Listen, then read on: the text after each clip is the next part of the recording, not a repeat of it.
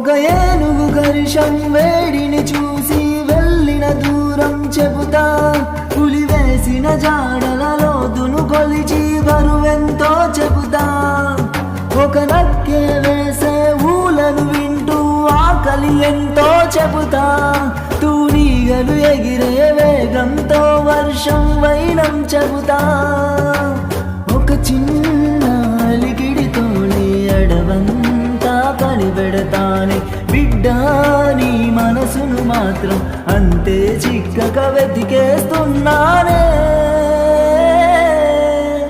మన్నింపు లేదంట ఈ లోకాన ఏదీ లే.